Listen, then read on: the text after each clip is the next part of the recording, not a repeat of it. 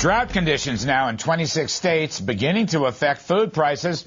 CNBC's Jackie DeAngelis joins us with more on that and all the latest breaking headlines coming into the CNBC newsroom. Good evening, Jackie. Good evening, Larry. Well, the Agriculture Department, responding to widespread drought conditions, declared more than 1,000 counties in 26 states as disaster areas, enabling farmers to get emergency loans at low rates. Jane Wells spent the day on an Illinois farm watching commodity prices seesaw.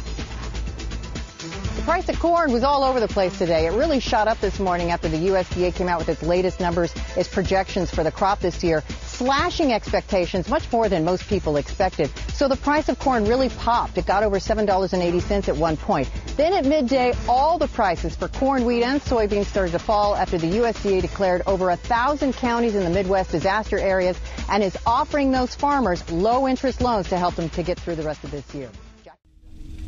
A withering pasture in Arkansas, reservoirs gone dry, and cracked earth now being seen throughout much of the nation. More than 1,000 counties have been declared disaster areas. Over the past 6 weeks, the drought has spread dramatically, now blanketing more than 60% of the lower 48 states, with some of the hottest months still ahead. This bean plant should be about 2 foot tall by now. These plants should be over my head. The impact on agriculture is devastating. 30% of the corn crop is now in poor or very poor condition, up from 22% the previous week. But I think now even a 2-inch rain would not salvage this crop. But crops aren't the only casualty. It's just devastating.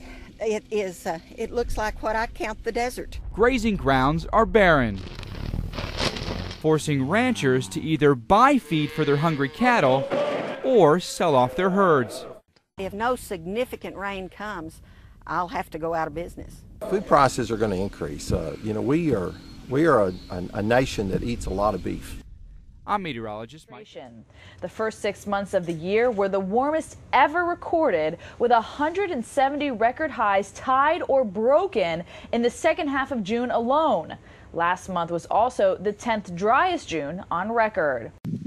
On the Eibendahl family farm in southern Illinois, corn that should be a foot long now, barely 2 to 3 inches.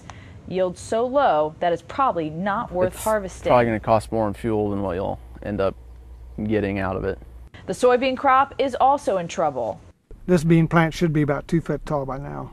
The plant may not be rising, but crop insurance claims have. And for consumers, all this could mean higher prices in the stores. Do you have any food reserves in your home right now? How long could you provide food for your family if the food supply was cut off? A month? A week? 3 days? Wouldn't you feel better if you had the necessary reserves? Have you ever noticed that the more advanced we get, the less prepared we are? Many things that defined life only 100 years ago are so convenient today that we don't really think about what would happen if that convenience were gone. Consider how we get our food.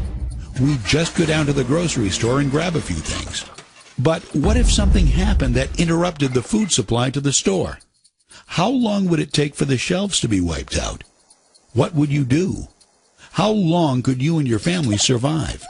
You know, for all the other important things in our lives, we have a variety of professionals, from mechanics to doctors, to help cover our bases. Why don't we also have a food professional? Food is our greatest dependency, yet most of us find ourselves unprepared for the uncertainties that lie ahead. Why take chances? Why not do something about it? You've already taken the first step. Keep moving forward with this tour, even show you how to get your food for free.